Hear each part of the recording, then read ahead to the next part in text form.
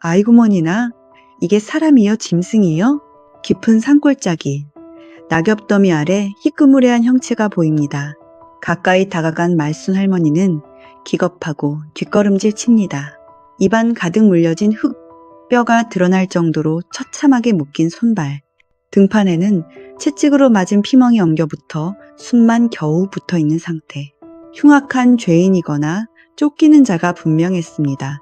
모른 척해야 살 수 있어. 그냥 가자. 진보다리를 고쳐매고 돌아서려는 그 순간 슥 시체인 줄 알았던 남자의 손가락이 말순의 발목을 잡듯 꿈틀거립니다. 이 찰나의 선택이 늙은 장돌뱅이의 인생을 송두리째 뒤흔들 줄 누가 알았겠습니까? 안녕하세요, 벽화야담입니다. 귀한 시간 내어 찾아주셔서 감사합니다. 계신 곳을 알리는 댓글 하나가 저를 춤추게 합니다. 구독, 좋아요 잊지 마세요. 옛날 옛적 경상도 어느 깊은 산골짜기 장터로 넘어가는 고갯길에 으스스한 바람소리가 감돌고 있었습니다. 바싹 마른 낙엽이 바스락거리는 소리 사이로 짐승의 신음 같기도 하고 사람의 한숨 같기도 한 기이한 소리가 섞여 들려왔지요. 장돌뱅이 최말순은 그 소리에 흠칫하며 발걸음을 멈췄습니다. 63세 나이에 굽은 허리로 짊어진 보따리가 천근만근이었지만 말순의 귀는 여전히 장터 바닥에서 잔돈 굴러가는 소리를 잡아낼 만큼 밝았습니다. 이게 무슨 소리요? 말순은 쓴침을 삼키며 소리가 나는 쪽으로 조심스레 고개를 돌렸습니다. 길 옆 덤불숲, 수북이 쌓인 낙엽더미 아래 무언가가 희끄무레하게 보였지요. 처음엔 죽은 노루인 줄 알았습니다. 하지만 가까이 다가간 말순의 눈이 휘둥그레졌습니다. 그것은 짐승이 아니라 사람이었습니다. 머리는 삭발에 가깝게 짧게 깎여 있었고 입안에는 흙이 가득 물려 있었지요. 무엇보다 끔찍한 것은 손목과 발목이었습니다. 거친 밧줄에 얼마나 오래 묶여 있었는지 살이 패이다 못해 뼈가 드러날 지경이었고 등판에는 채찍으로 맞은 듯한 검붉은 피멍이 엉겨붙어 있었습니다. 숨은 붙어 있는지 가슴이 미약하게 오르락 내리락 할 뿐 죽은 송장이나 다름없었습니다. 말순은 뒷걸음질 쳤습니다. 평생 장터를 떠돌며 산전수전 다 겪은 그녀의 본능이 경고를 보내고 있었지요. 이건 건드리면 안 되는 물건이다. 저 밧줄 자국은 도망친 노비나 흉악한 죄인에게나 생기는 것이었습니다. 못 본 척해야 한다. 그냥 지나쳐야 산다. 말순은 짐 보따리를 고쳐매고 돌아섰습니다. 그런데 말이죠. 그 순간이었습니다. 쓰러진 젊은이의 손가락이 바스락거리는 낙엽 위에서 아주 조금 움찔하고 움직였지요. 마치 살려달라고 애원하는 듯한 그 작은 움직임이 말순의 발목을 잡았습니다. 말순은 한참을 그 자리에 서 있었습니다. 거친 숨을 몰아쉬며 하늘을 한번 보고 땅을 한번 보았지요. 그녀의 굳은 살 박인 손이 보따리 매듭을 꽉 쥐었다 놓기를 반복했습니다. 에이구, 내가 미쳤지. 노망이 났지. 결국 말순은 짐 보따리를 풀었습니다. 자신이 팔아야 할 무명천을 꺼내 젊은이의 몸을 덮었지요. 그리고는 끙 하는 소리와 함께 그 덩치 큰 사내를 짐짝처럼 등에 업었습니다. 묵직한 무게가 굽은 허리를 짓눌러 왔습니다. 말순의 다리가 후들거렸지만 그녀는 이를 악물고 산길을 내려가기 시작했습니다. 그날 말순이 주운 것은 단순한 사람 하나가 아니었습니다. 그녀의 남은 인생을 송두리째 뒤흔들 거대한 재앙이자 기막힌 운명의 시작이었지요. 장터 뒷골목 말순이 짐을 쌓아두는 낡은 헛간은 곰팡이 냄새와 묵은 지푸라기 냄새로 가득했습니다. 말순은 업고 온 젊은이를 쌀가마니 위에 눕혔습니다. 사내는 여전히 의식이 없었고 가쁜 숨만 몰아쉬고 있었지요. 말순은 재빨리 헛간문을 걸어 잠갔습니다. 문 틈으로 새어 들어오는 달빛조차 불안해 헌 거적대기로 틈새를 꼼꼼히 막았습니다. 심장이 쿵쿵거려 견딜 수가 없었지요. 춘길 영감, 좀 빨리 와봐요. 말순의 다급한 목소리에 약재상 백춘길이 약통을 메고 허둥지둥 들어왔습니다. 춘길은 말순과 40년을 알고 지낸 사이로 장터에서 유일하게 말순이 속을 터놓는 사람이었지요. 춘길은 바닥에 누운 젊은이를 보더니 미간을 찌푸렸습니다. 이게 대체 누구요? 어디서 이런 송장을 주워왔어? 묻지 말고 좀 봐줘요. 숨은 붙어 있어. 춘길은 말없이 젊은이의 손목을 잡고 맥을 짚었습니다. 그리고는 능숙한 손놀림으로 상처 부위를 살폈지요. 춘길의 손끝이 젊은이의 손목에 난 밧줄 자국을 훑고 지나갔습니다. 그러다 등 뒤에 엉겨붙은 옷감을 가위로 잘라내자 참혹한 매질 흔적이 드러났습니다.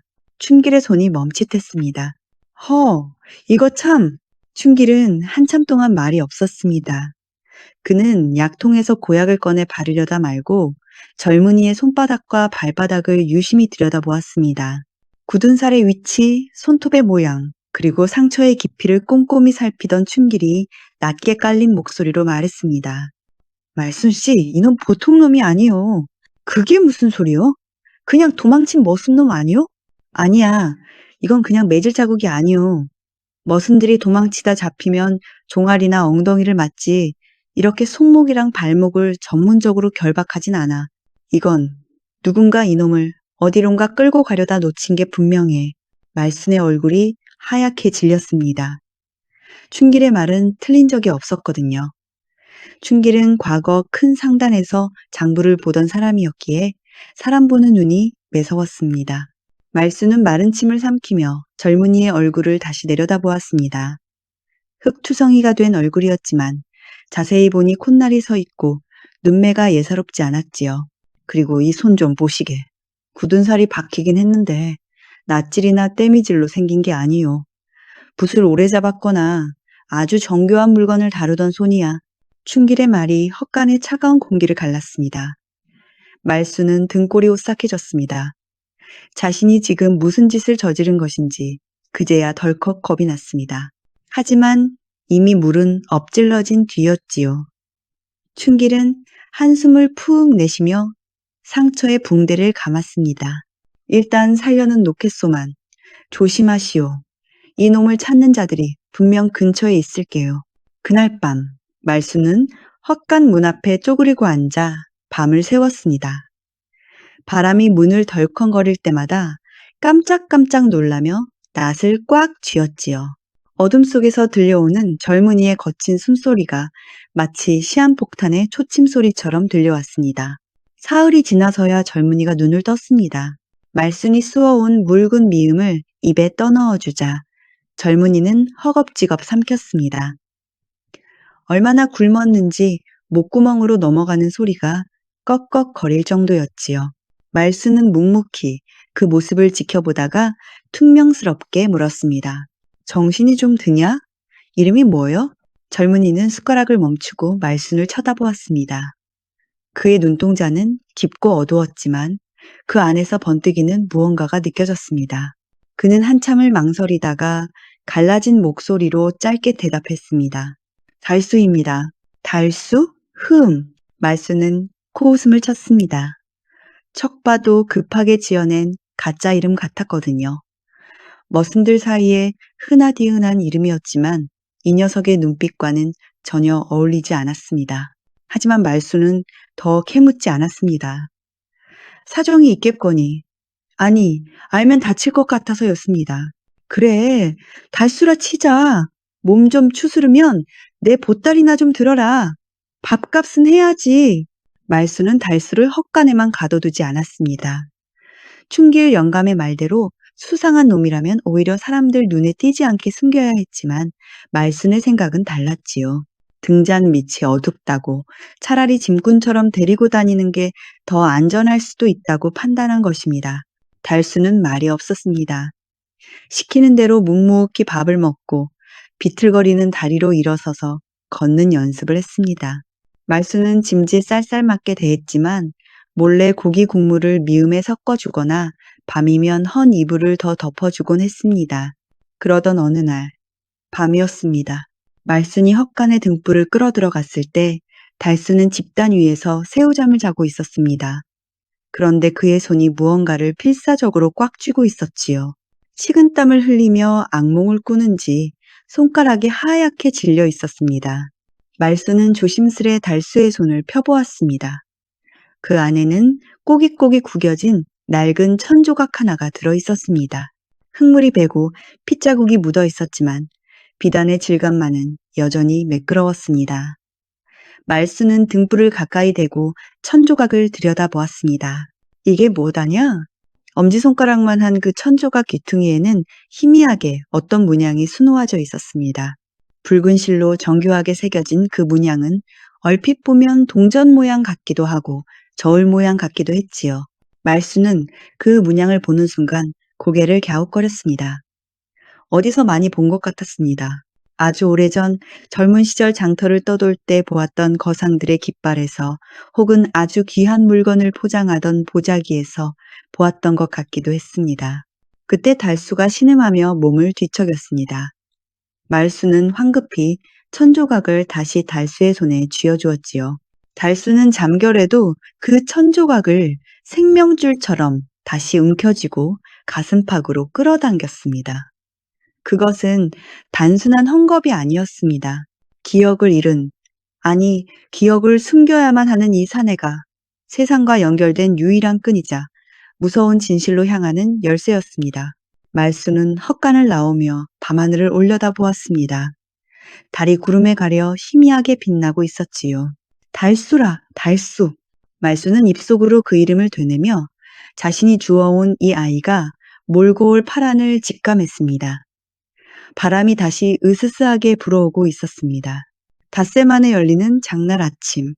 장터는 평소와 공기부터 달랐습니다. 말수는 새벽바람을 맞으며 좌판을 깔았지요. 오늘따라 장터 분위기가 심상치 않았습니다.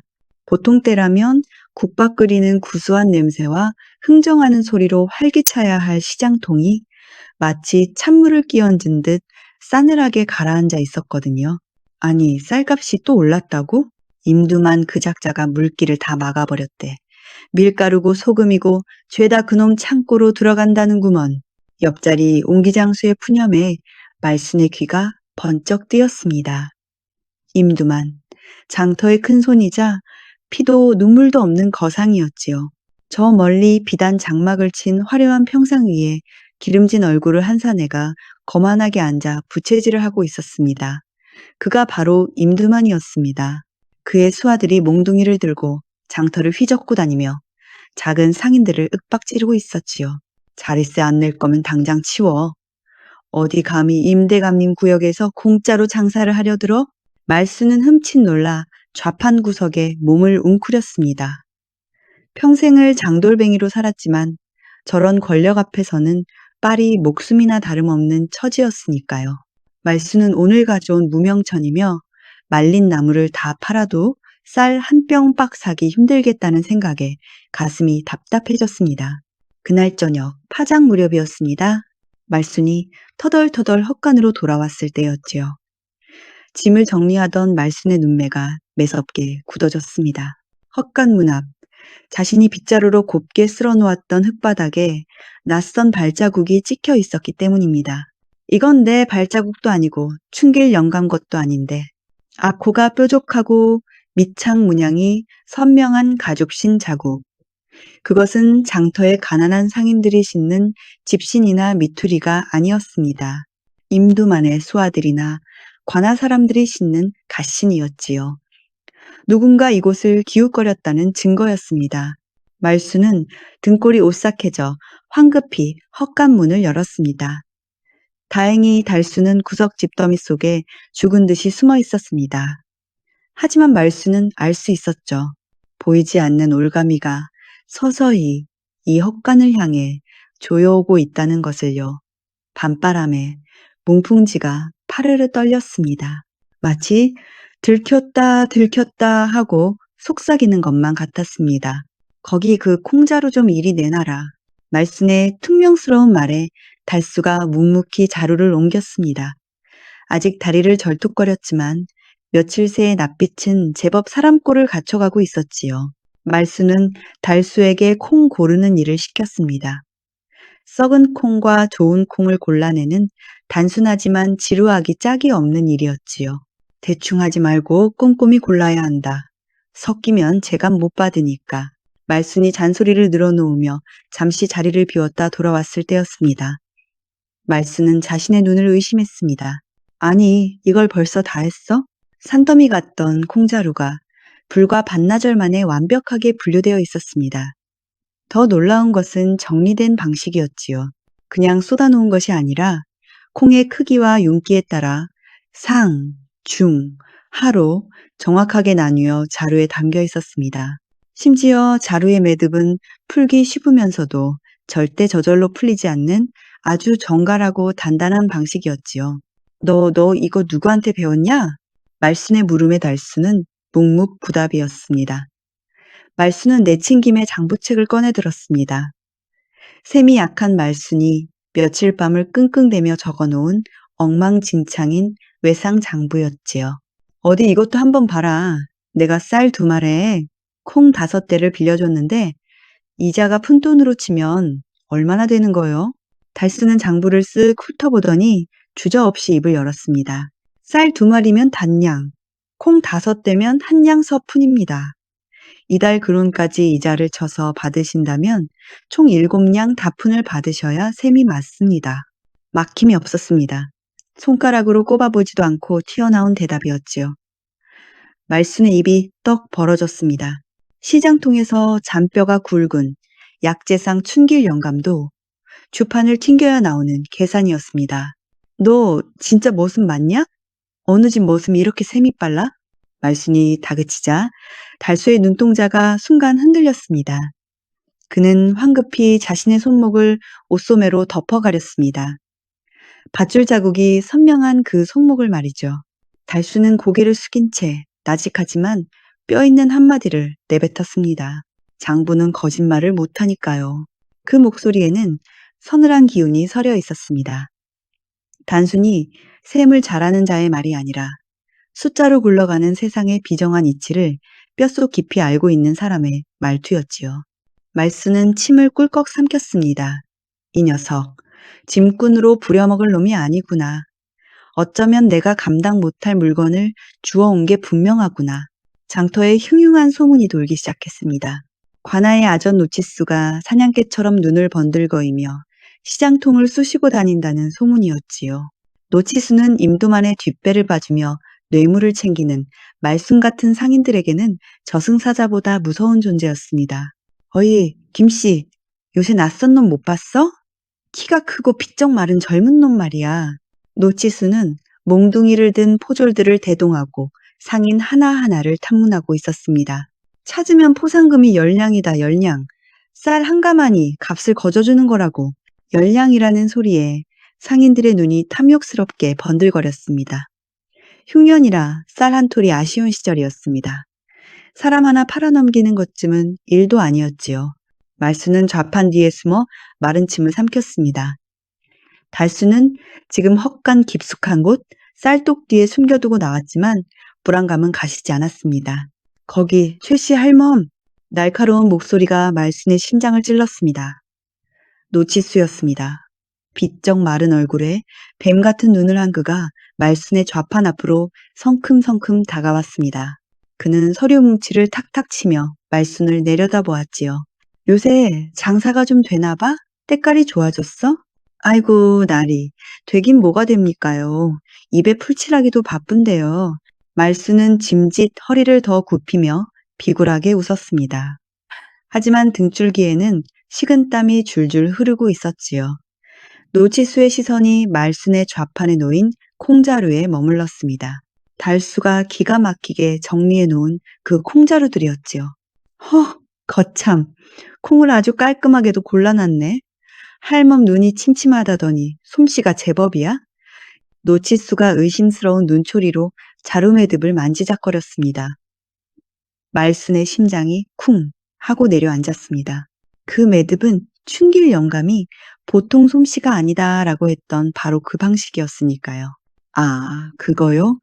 우리 옆집 총각이 좀 도와줘서 해해. 옆집 총각?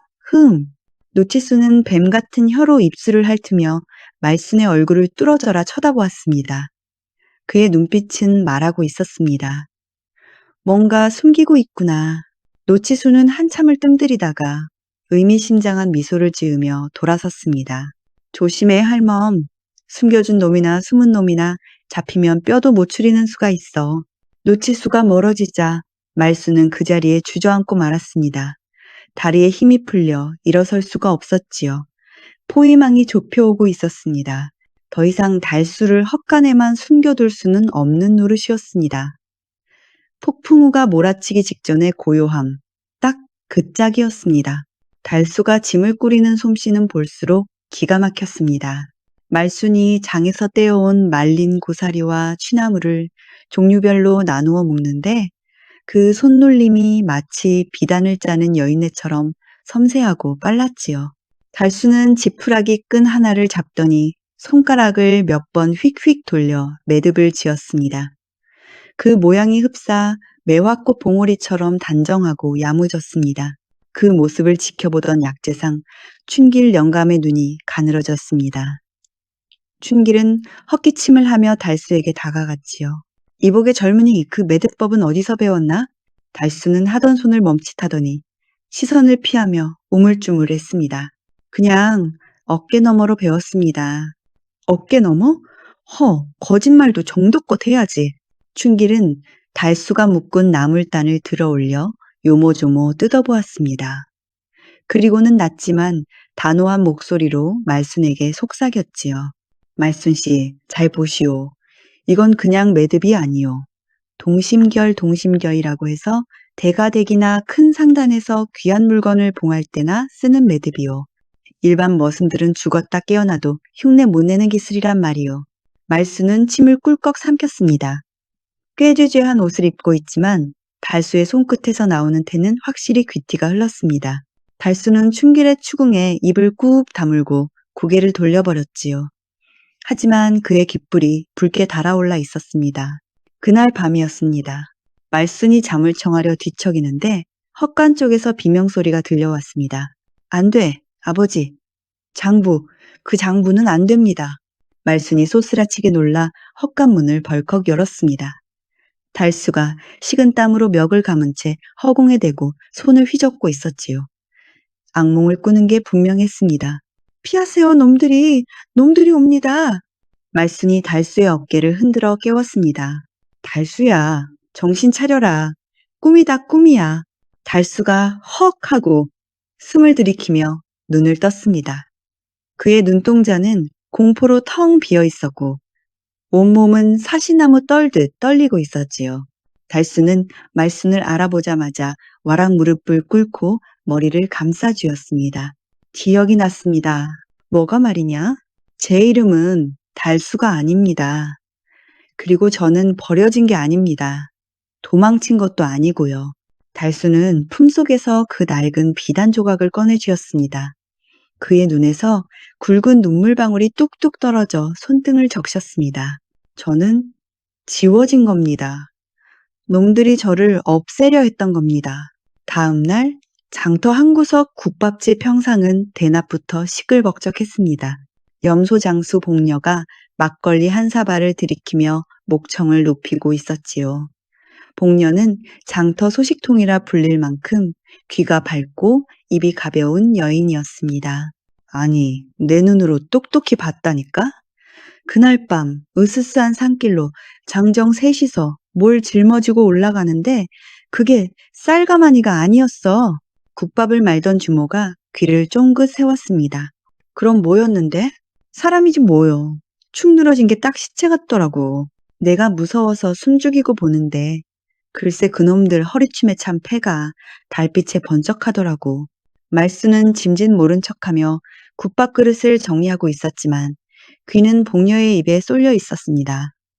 복녀는 주위를 두리번거리더니 목소리를 낮췄습니다. 그거 임두만네 상단놈들이었어. 내가 그 붉은 띠를 모를까봐 그놈들이 산으로 올라갔다가는 빈손으로 내려오더라고.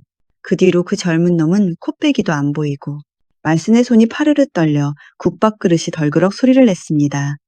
임두만. 또 그 이름이었습니다. 말순은 급히 짐을 챙겨 국밥집을 빠져나왔습니다. 심장이 터질 것만 같았지요. 단순한 유기 사건이 아니었습니다. 이것은 계획된 살인이었고 그 배후에 장터의 제왕 임두만이 있었던 것입니다. 말순은 헛간으로 달려와 달수에게 이 이야기를 전했습니다. 달수는 집단 위에 앉아 멍하니 허공을 응시했습니다. 그의 얼굴에는 두려움 대신 서늘한 분노가 서리기 시작했습니다. 역시 그자였군요. 달수가 주먹을 꽉 쥐자 손등에 푸른 힘줄이 솟았습니다. 할머니, 놈들은 제가 죽은 줄 알 겁니다. 하지만 제가 살아있다는 걸 알면 할머니까지 위험해집니다. 그래서 뭐? 도망이라도 가겠다는 거냐? 말순이 버럭 소리를 질렀습니다. 이 몸으로 어딜 가? 그리고 네가 무슨 죄를 졌다고 도망을 가? 죄 지은 놈들은 두 다리 뻗고 자는데 왜 피해본 놈이 숨어 살아야 해? 말순은 달수의 손을 덥석 잡았습니다. 거칠고 투박한 할머니의 손이었지만 그 온기만큼은 뜨거웠습니다. 내가 너 살렸다. 밥도 먹였고 약도 발라줬어. 내 허락 없이는 한 발자국도 못 나간다. 알겠냐? 달수는 말순의 젖은 눈을 보며 입술을 깨물었습니다. 그날 처음으로 달수는 자신이 혼자가 아니라는 사실을 깨달았습니다. 하지만 위기는 예고 없이 찾아왔습니다. 며칠 뒤 임두만이 직접 말순의 좌판 앞을 지나갔습니다. 비단 옷을 휘날리며 거만하게 걷던 그가 말순 앞에서 멈춰 섰지요. 짙은 향내와 함께 역겨운 기름 냄새가 풍겼습니다. 어이, 최씨, 할멈. 요새 약재상 백춘길이랑 쑥덕거리는 일이 많다면서? 임두만은 비열한 미소를 지으며 말순의 좌판을 지팡이로 툭툭 건드렸습니다. 늙어서 편하게 살려면 줄을 잘 서야지. 내 밑으로 들어오게. 물건도 대주고 자리세도 깎아줄 테니. 말순은 고개를 숙인 채 대답하지 않았습니다. 임두만의 제안은 달콤해 보였지만 그 속에는 뼈가 들어있었습니다. 그의 밑으로 들어간다는 건 그의 눈과 귀가 되어 장터 사람들을 감시하고 착취하는 앞잡이가 되라는 뜻이었으니까요. 싫습니다요. 저는 그냥 제 힘으로 벌어 먹고 살랍니다. 말순이 어렵게 입을 떼자 임두만의 표정이 순식간에 차갑게 굳었습니다. 그래? 제 복을 발로 차는구먼. 임두만은 짧게 혀를 차고는 돌아섰습니다. 하지만 그날 오후부터 당장 사단이 났습니다. 말순이 거래하던 도매상들이 하나둘씩 물건을 끊기 시작한 것입니다. 미안해요, 최씨. 위에서 지시가 내려와서 어쩔 수 없어. 임대감님 눈밖에 나면 우리도 밥줄 끊겨. 말순은 빈손으로 헛간에 돌아와야 했습니다. 쌀독은 바닥을 보이고 있었고 당장 내일 팔 물건조차 없었습니다. 말순은 텅 빈 지게를 내려놓으며 긴 한숨을 내쉬었습니다. 돈으로 사람을 말려 죽이려는 임두만의 수법이 시작된 것입니다. 그날 밤 칠흑 같은 어둠 속에서 헛간 뒤편 숲이 웅성거리기 시작했습니다. 달수는 잠들지 않고 문틈으로 밖을 내다보고 있었지요. 멀리서 흔들리는 불빛 서너 개가 헛간 쪽으로 다가오고 있었습니다. 횃불이 아니었습니다. 은밀하게 움직이는 초롱불이었지요. 할머니, 일어나는 게 좋겠습니다. 달수가 낮게 속삭였습니다. 말순도 벌떡 일어났습니다. 왔구나. 올 것이 왔어. 말순은 부엌 구석에 세워둔 몽둥이를 집어들었습니다. 그녀의 손은 떨리고 있었지만 눈빛만은 매서웠습니다. 장터 뒷골목의 밤 공기가 팽팽하게 당겨진 활시위처럼 긴장감으로 가득 찼습니다. 할머니, 비키세요. 제가 나가야 합니다. 달수의 목소리가 떨리고 있었습니다. 문 밖에서는 두렁거리는 소리와 함께 헛간 주변을 맴도는 발자국 소리가 들려왔지요. 놈들은 당장이라도 문을 부술 기세였지만 섣불리 들어오지 못하고 기회만 엿보고 있었습니다. 달수는 주섬주섬 보찜을 쌌습니다. 말이 보찜이지 낡은 옷까지 두어 개가 전부였지요. 제가 여기 있으면 할머니까지 다칩니다. 놈들이 노리는 건 접니다. 달수가 문고리를 잡으려 하자 말순이 번개같이 달려들어 달수의 손목을 낚아챘습니다. 늙고 병든 노인의 악력이라고는 믿기지 않을 만큼 억세고 단단했지요. 이놈아! 나가면 죽어! 저밖에 훤한 대낮인 줄 아냐? 저놈들은 늑대 새끼들이야. 하지만 시끄럽다. 내가 숲에서 너를 주워올 때 짐짝 하나 주워온 줄 아냐? 사람을 주워왔어. 사람을. 내 집에 들어온 이상 내 식구여. 내 눈에 흙이 들어가기 전에는 저 문 밖으로 한 발짝도 못 나간다. 말순의 섯을 펄은 호통의 달수는 얼어붙고 말았습니다. 식구, 가족도 친척도 아닌 자신을 식구라 부르는 그 투박한 말 한마디가 달수의 가슴을 쳤습니다. 달수는 보찜을 떨어뜨리고 바닥에 주저앉았습니다. 그리고는 품속에서 그 비단 조각을 다시 꺼내 바닥에 펼쳤습니다. 할머니, 그럼 이것 좀 봐주세요. 달수는 떨리는 손가락으로 바닥의 흙먼지 위에 그림을 그렸습니다. 비단 조각에 있는 문양과 똑같은 동그라미 안에 저울이 그려진 모양이었지요. 그리고 그 옆에 특이한 표식 하나를 더 그렸습니다. 제 기억 속에 이 표식이 찍힌 장부가 있습니다. 아버지가 목숨 걸고 지키려던 그 장부 말입니다. 그때였습니다. 문틈으로 상황을 살피러 왔던 춘길 영감이 그 그림을 보고는 숨을 헉 들이켰습니다. 이건 춘길의 눈이 공포와 경악으로 흔들렸습니다. 송상단, 개성 송도에서 제일 가는 거상, 송대감댁의 표식이 아니냐. 춘길 영감은 헛간 구석에 털썩 주저앉았습니다. 그의 입술이 파르르 떨리고 있었지요. 그래, 이제야 모든 게 앞뒤가 맞는구먼. 춘길은 떨리는 목소리로 과거의 이야기를 꺼냈습니다. 십수년 전, 한양과 개성을 오가며 조선의 물류를 꽉 잡고 있던 송상단이 하루아침에 영모와 횡령 누명을 쓰고 멸문지화를 당한 사건이 있었습니다. 그때 송대감에게는 영특하기로 소문난 장남이 하나 있었지. 장부정리는 물론이고 한 번 본 숫자는 절대 잊지 않는다는 신동이었어.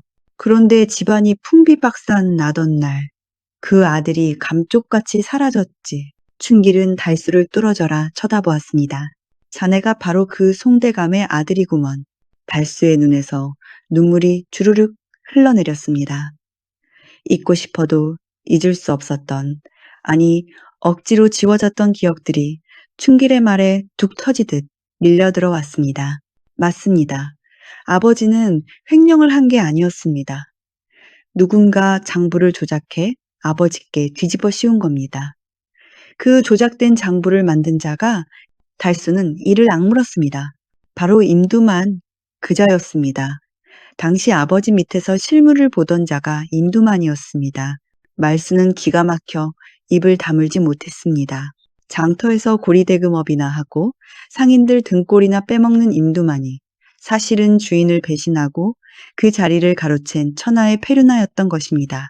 그래서 그놈이 너를 죽이려 했구나. 네가 살아있으면 언젠가 진실이 밝혀질 테니.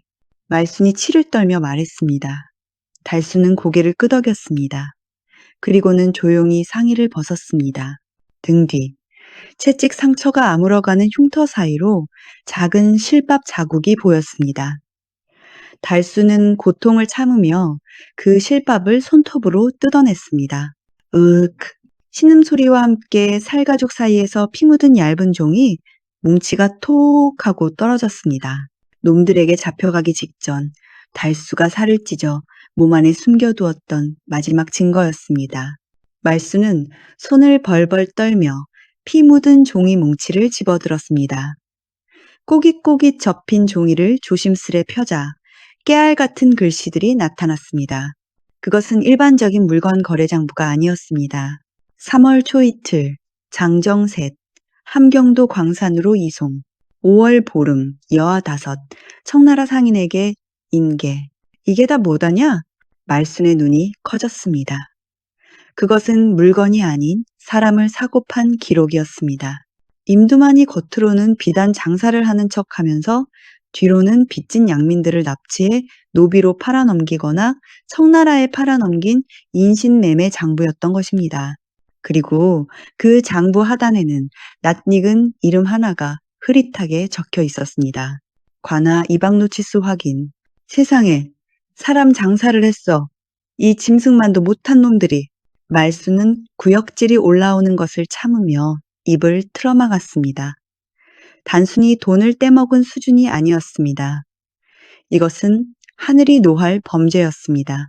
춘길 영감도 고개를 저으며 탄식했습니다. 이 종이 쪽지 하나면 임두만이랑 노치스놈 모기 10개라도 모자랄 게야. 달수가 창백한 얼굴로 말순을 쳐다보았습니다. 할머니, 이걸 관아에 가져가도 소용없습니다. 관아는 이미 노치수가 꽉 잡고 있으니까요. 오히려 증거만 뺏기고 우리는 죽습니다. 말수는 장부를 꽉 쥐었습니다. 그녀의 눈빛이 달라져 있었습니다. 더 이상 도망치고 숨는 겁쟁이 할미의 눈이 아니었습니다. 평생 장터 바닥에서 굴러먹으며 터득한 장사꾼의 촉과 오기가 발동한 것입니다. 그래, 관아는 안 돼. 놈들 소굴이니까. 말수는 자리에서 벌떡 일어났습니다. 그럼 방법은 하나뿐이요. 그게 뭡니까? 말수는 헛간문을 활짝 열어 젖혔습니다. 새벽 여명이 밝아오고 있었습니다. 장사꾼은 말이요. 물건을 팔 때도 살 때도 사람들이 다 보는 앞에서 흥정을 해야 하는 법이요. 숨어서 하면 사기지만 까놓고 하면 거래지. 말순이 씩 웃었습니다. 그 웃음에는 서리빨 같은 결기가 서려 있었습니다. 내일이 큰 장날이다. 온 고을 사람들이 다 모이는 날이지. 거기서 판을 벌이자. 이 장부를 만천하에 까발리는 거요. 이튿날 날이 밝자마자 장터는 북새통을 이루었습니다. 큰 장날이라 인근 고을 사람까지 몰려들어 발 디딜 틈이 없었지요. 말수는 비장한 각오로 장부를 품에 안고 좌판으로 향했습니다. 달수는 삿갓을 깊게 눌러쓰고 짐꾼 행세를 하며 그 뒤를 따랐습니다. 그런데 장터 입구에 들어서자마자 분위기가 이상하게 돌아가고 있었습니다. 사람들이 말순을 보며 수군대고 손가락질을 해대는 것이었지요. 저기 온다. 저 할망구야. 세상에 어쩐지 요즘 돈 씀씀이가 해프다 했더니 말순이 영문을 몰라 두리번거리는데 꽹과리 소리와 함께 임두만이 하인들을 거느리고 나타났습니다. 그는 평소보다 더 화려한 비단 옷을 입고 장터 한복판에 마련된 단상 위에 올라섰지요. 임두만은 말순을 보자마자 쩌렁쩌렁한 목소리로 외쳤습니다. 여봐라, 저기 도둑놈을 숨겨준 죄인이 온다. 말순의 심장이 쿵 내려앉았습니다. 선수 센시를 친 것입니다. 임두만은 교활하게도 말순이 입을 열기도 전에 먼저 누명을 씌워버렸습니다. 저 최말순 노파가 우리 상단의 돈을 훔쳐 달아난 흉악범을 헛간에 숨겨주고 있었다. 내 그동안은 이웃 간의 정을 생각해서 참았으나 더 이상은 두고 볼 수가 없다. 장터 사람들이 웅성거렸습니다. 아니, 최씨, 할멈이? 설마 임대간 말이 맞겠지. 요새 그 집 헛간에서 밤마다 이상한 소리가 났다니까. 거짓말도 큰 소리로 당당하게 하면 진실처럼 들리는 법입니다. 임두만은 미리 심어둔 바람잡이들을 시켜 여론을 몰아갔습니다. 말순이 억울함에 몸을 부들부들 떨며 앞으로 나섰습니다. 이 천하의 몹쓸 놈, 누가 도둑이여? 도둑은 내 놈이지. 말순이 악을 쓰며 소리쳤지만 임두만의 하인들이 몽둥이로 바닥을 치며 위협하자 그 소리는 금세 묻히고 말았습니다. 오히려 사람들은 말순을 미친 사람 취급하며 뒷걸음질 쳤습니다. 저 늙은이가 드디어 노망이 났구만. 감히 임대감한테 대들다니. 임두만은 비릿한 웃음을 흘리며 말순을 내려다 보았습니다. 그의 눈빛은 내깎게 감히 나를 이길 수 있을 것 같으냐? 라고 비웃고 있었지요. 말순은 눈앞이 캄캄해졌습니다. 진실을 밝히기도 전에 입도 뻥긋 못하고 매장당할 판이었습니다.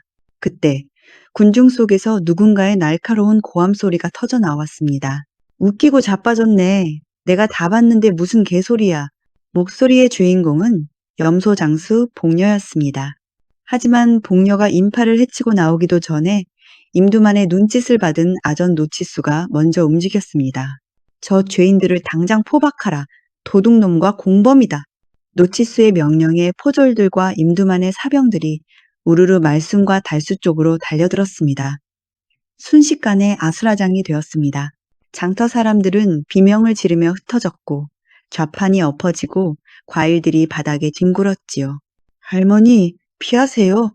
달수가 삿갓을 벗어 던지고 말순의 앞을 막아섰습니다.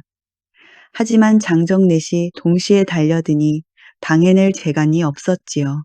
사병 하나가 휘두른 몽둥이에 달수의 어깨가 퍽 하고 맞았습니다.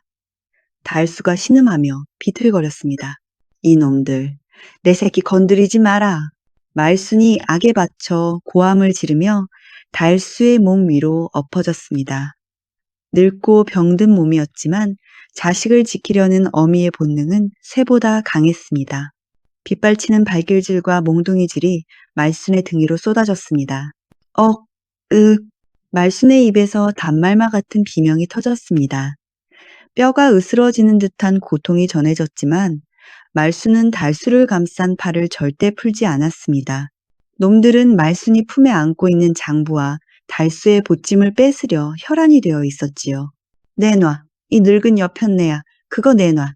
노치수가 직접 달려들어 말순의 품을 뒤졌습니다. 격렬한 몸싸움 끝에 찌익 하는 소리와 함께 달수의 낡은 보찜이 찢어졌습니다. 그 순간 보찜 속에 들어있던 물건들이 와르르 바닥으로 쏟아졌습니다.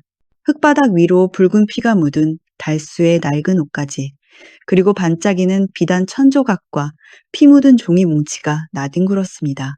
특히 햇살을 받아 영롱하게 빛나는 붉은 비단 조각은 흙먼지 속에서도 유독 눈에 띄었습니다. 싸움이 일순간 멈췄습니다. 사람들의 시선이 모두 바닥에 떨어진 물건들에 꽂혔습니다. 그것은 도둑이 훔친 금은보화가 아니었습니다. 누군가의 처절한 기록이자 피 맺힌 증거들이었지요. 정적을 깬 것은 염소장수 복녀였습니다. 복녀는 바닥에 떨어진 비단 조각과 임두만의 사병들을 번갈아 보더니 대뜸 삿대질을 해댔습니다. 저거 봐. 저거, 저 문양! 복녀가 씩씩거리며 사람들 앞으로 나섰습니다. 내가 그날 밤 숲에서 봤다는 게 바로 저거요. 저기 저놈들, 임두만네 사병놈들이 저 시뻘건 비단 끈을 허리에 차고 축 늘어진 저 총각을 산으로 끌고 갔다고 내가 염소 똥 치우다 말고 똑똑히 봤어. 복녀의 거침없는 증언에 사람들이 술렁이기 시작했습니다. 뭐요? 그럼 임대감내가 사람을 버렸다는겨? 복녀, 저 여자가 헛소리할 위인은 아닌데. 그때 군중 틈에 숨어있던 약재상 춘길 영감이 성큼성큼 걸어나와 바닥에 떨어진 비단 조각을 집어들었습니다. 그는 비단의 수놓아진 문양을 높이 들어 보이며 외쳤습니다. 이보시오들, 이게 뭔지 아시오? 이건 도둑놈 물건이 아니오. 이건 옛날 개성송 상단 주인들만 지닐 수 있었던 호패 주머니요. 춘길의 목소리가 장터를 쩌렁쩌렁 울렸습니다. 여기 이 핏자국을 보시오. 짐승처럼 맞고 끌려가면서도 이 총각이 목숨 걸고 지킨 것이오. 도둑이 훔친 작물이라면 왜 이걸 여태 품고 있었겠소. 팔아먹지도 않고. 임두만의 얼굴이 흑빛으로 변했습니다. 노치수도 당황하여 뒷걸음질 쳤지요. 저 미친 영감이 여봐라. 당장 저 입을 막아라. 하지만 이미 늦었습니다. 장터 사람들의 눈빛이 변하고 있었습니다. 의심은 확신으로, 두려움은 분노로 바뀌고 있었지요. 쓰러져 있던 달수가 비틀거리는 몸을 일으켜 세웠습니다. 그의 입가에서는 피가 흘러내리고 있었지만 눈빛만은 횃불처럼 타오르고 있었습니다. 달수는 말순을 부축해 일으킨 뒤 피 묻은 입술을 열어 만천하에 외쳤습니다. 제 이름은 달수가 아닙니다. 그의 목소리는 작았지만 그 울림은 장터의 소음을 단번에 잠재웠습니다. 저는 송상단의 장남 송우진입니다. 그리고 저기 있는 임두만은 제 아버지를 죽이고 가문을 도륙낸 배신자입니다. 네, 이놈! 어디서 감히 죽은 역적의 이름을 팔아먹느냐. 임두만이 거품을 물고 고함을 질렀습니다. 그의 얼굴은 당혹감과 분노로 벌게져 있었지요. 저놈은 내가 돈 주고 산 머슴이다. 우리 상단 창고에서 폐물을 훔쳐 달아나다가 발각되자 거짓말을 꾸며대는 것이다. 여봐라. 저 미친놈의 혀를 뽑아버려라. 임두만의 고함에 사병들이 다시 움찔거리며 다가섰습니다. 하지만 달수는 물러서지 않았습니다. 그는 피 묻은 입가를 손등으로 쓱 닦아내며 임두만을 똑바로 노려보았습니다. 그 눈빛은 더 이상 주눅든 머슴의 것이 아니었습니다. 훔친 게 아니다. 되찾은 것이다. 달수의 목소리가 낮지만 분명하게 울려 퍼졌습니다. 임두만, 너는 우리 아버지 밑에서 장부 정리를 하던 서기였다. 아버지가 가난한 백성들의 빚을 탕감해 주려 하자 너는 몰래 장부를 조작해 그 돈을 가로챘지. 그리고 그 죄를 아버지께 뒤집어 씌워 영모로 몰고 갔다. 사람들이 숨을 죽였습니다. 너무나 구체적이고 생생한 증언이었기에 임두만의 고함 소리보다 훨씬 더 믿음이 갔거든요. 나는 그날 밤 내 놈들이 장부를 바꿔치기 하는 걸 목격했다. 그래서 너는 나를 납치해 죽이려 했고 실패하자 머슴으로 팔아버린 것이다. 달수는 옷을 찢어 자신의 어깨에 찍힌 낙인을 보여주었습니다. 그것은 노비의 낙인이 아니라 억지로 찢어서 만든 화상 자국이었습니다. 원래 있던 집안의 표식을 지우기 위해 불로 지져버린 끔찍한 흔적이었지요. 보아라, 도둑이 제 몸을 이렇게 만들더냐? 내 놈이 내 정체를 숨기려 만든 짓이다. 임두만은 할 말을 잃고 입만 뻐끔거렸습니다. 하지만 그는 교활한 장사꾼이었습니다. 곧바로 표정을 바꾸며 노치수를 쳐다보았지요. 이방나리, 이 무슨 해괴한 소리입니까? 증거 있습니까? 증거도 없이 양반을 모욕한 죄. 당장 저놈을 참수해야 합니다. 노치수가 흠칫하며 칼을 뽑으려 했습니다. 그때였습니다. 증거? 여기 있다, 이놈들아! 최말순 할머니가 절뚝거리는 다리로 단상 위로 기어 올라갔습니다. 그녀의 손에는 피 묻은 종이 뭉치와 낡은 장부책이 들려 있었지요. 말수는 단상 한가운데 놓인 관아와 상인들이 공용으로 쓰는 거대한 공동거래장부 앞으로 다가갔습니다. 그리고 자신이 가져온 달수의 쪽지와 춘길 영감이 보관하던 옛날 장부를 그 옆에 쾅 하고 내려놓았습니다. 장사꾼은 숫자로 말한다고 했지? 어디 한번 맞춰보자. 말순이 떨리는 손으로 장부를 펼쳤습니다. 자, 여기 봐라. 임두만 내놈 장부에는 작년 3월 초이틀에 쌀 100가마니가 함경도로 갔다고 적혀 있다. 그렇지? 임두만이 엉겁결에 장부를 쳐다보았습니다. 그렇다. 그게 뭐 어쨌다는 거냐? 그런데 여기 달수가 목숨 걸고 빼내온 내놈의 진짜 속장부 쪽지를 봐라. 말순이 피 묻은 쪽지를 들이밀었습니다. 3월 초이틀 쌀 100가마니가 아니라 장정셋 함경도 광산이 송이라고 적혀 있네. 쌀이 사람으로 둔갑하는 조화라도 부렸느냐? 사람들이 웅성거리기 시작했습니다. 춘길 영감이 잽싸게 끼어들었습니다. 그리고 여기 공동장부에는 그날 나루터 베토스로 엽전 5냥이 나갔다고 되어 있소. 쌀 100가마니를 옮기는데 고작 5냥? 말도 안 되지.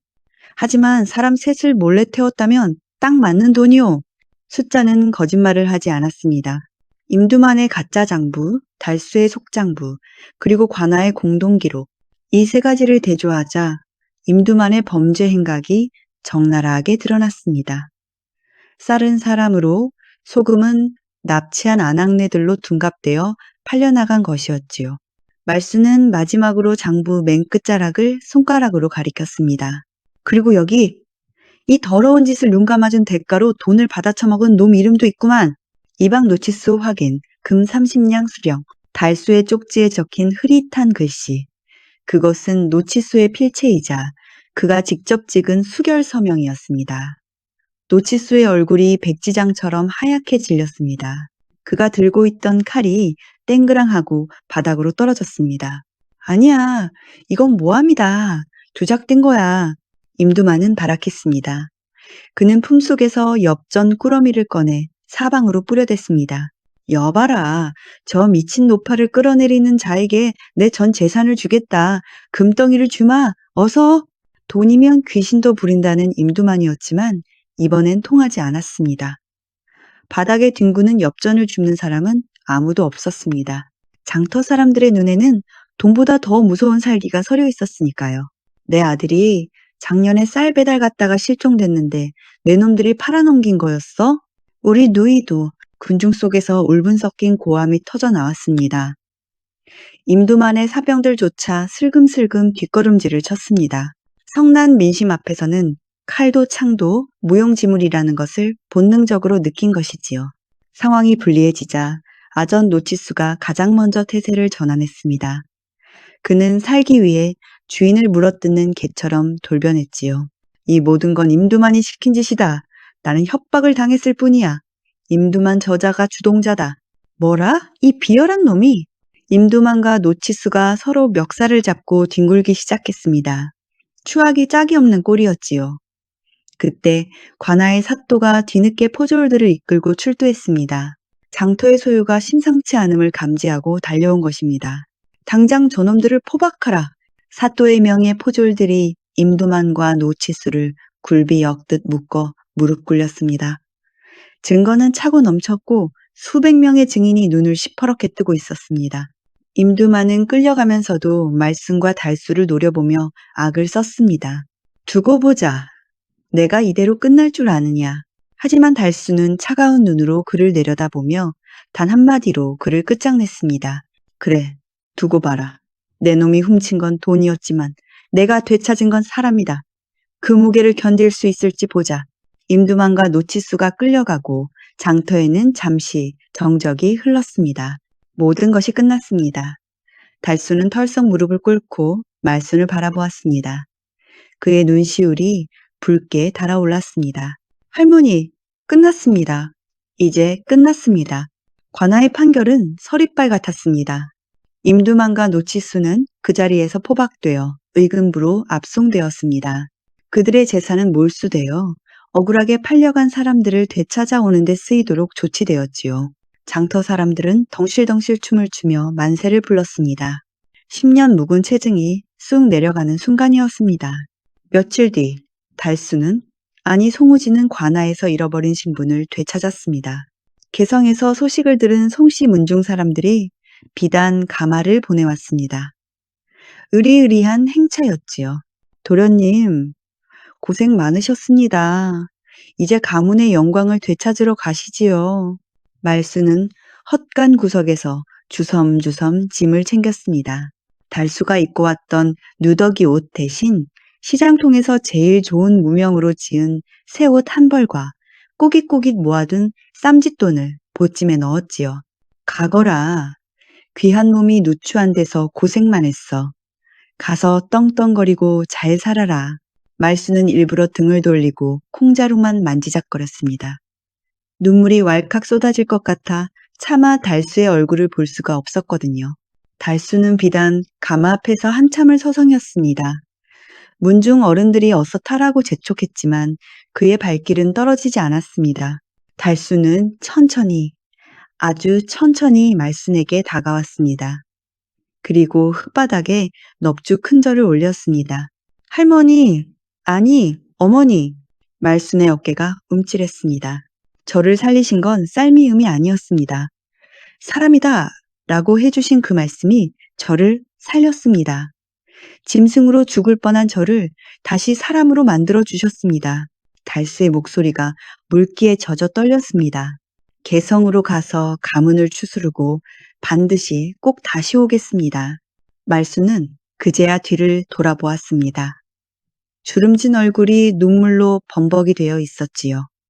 그녀는 말없이 고개를 끄덕이며 손을 흔들었습니다.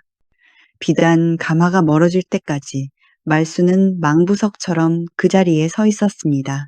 계절이 두어 번 바뀌고 어느 화창한 봄날이었습니다. 말수는 여느 때처럼 장터 구석 쭈그려 앉아 나무를 다듬고 있었지요. 그런데 장터 입구부터 웅성거리는 소리가 들려오더니 사람들이 홍해 갈라지듯 길을 비키는 것이었습니다. 최씨! 할멈! 저기 좀 봐! 누가 왔는지 좀 보라고! 춘길 영감이 헐레벌떡 뛰어와 소리쳤습니다. 말순이 눈을 비비고 보니 푸른 관복을 입은 훤칠한 청년이 환하게 웃으며 걸어오고 있었습니다. 달수였습니다. 달수의 뒤로는 하인들이 짐을 잔뜩 지고 따르고 있었지요. 하지만 그 짐은 으리으리한 금은 보화가 아니었습니다. 최고급 비단으로 만든 차양막과 튼튼한 평상, 그리고 최말순이라는 이름 석자가 금박으로 새겨진 나무 현판이었습니다. 이게 다 뭐다냐? 말순이 놀라 입을 다물지 못했습니다. 달수는 말순의 거친 손을 잡으며 말했습니다. 할머니, 제가 벼슬길에 올라 제일 먼저 한 일이 뭔지 아세요? 이 장터의 터를 제가 샀습니다. 뭐? 터를 사? 예. 이제 이 자리는 영원히 할머니 것입니다. 누구도 쫓아낼 수 없고 누구도 자리세를 내라 할 수 없습니다. 할머니가 돌아가셔도 이 자리는 할머니의 이름으로 남아 배고픈 사람들을 먹이는 자리가 될 겁니다. 그것은 기와집 몇 채보다 더 값진 선물이었습니다. 평생 쫓겨날까봐 전전긍긍하며 살아온 장돌뱅이 말순에게 내 자리가 생긴다는 것은 꿈에서도 바라지 못한 명예였으니까요. 달수는 품에서 작은 상자를 하나 더 꺼냈습니다. 상자를 열자 고운 꽃무늬가 수놓아진 비단 꽃신 한 켤레가 나왔습니다. 그리고 이건 제가 도망칠 때 할머니가 맨발로 뛰어나오시던 게 가슴에 사무쳐서요. 이제 좋은 신 신고 꽃길만 걸으시라고요. 말수는 꽃신을 가슴에 품고 엉엉 소리내어 울었습니다. 장터 사람들이 모두 박수를 치며 눈시울을 붉혔지요. 피 한 방울 섞이지 않았지만 그들은 세상 그 어떤 모자보다 끈끈한 정으로 이어져 있었습니다. 달수가 말순을 업고 장터를 한 바퀴 돌자 사람들은 효자가 났네, 효자가 났어 하며 덕담을 쏟아냈습니다. 그렇게 장터에는 다시 평화가 찾아왔습니다. 하지만 달수는 몰랐습니다. 그가 되찾은 아버지의 장부 맨 뒷장, 찢겨 나간 줄 알았던 부분에 또 다른 아이의 이름이 희미하게 적혀 있었다는 것을요. 어쩌면 나 말고도 살아남은 아이가 하나 더 있을지도 모른다. 새로운 운명의 바람이 다시 불어오고 있었습니다. 다음 이야기를 빠르게 만나보시려면 좋아요와 구독을 눌러주세요. 그럼 더 재미있는 영상으로 찾아뵙겠습니다. 모두 행복한 하루 보내세요.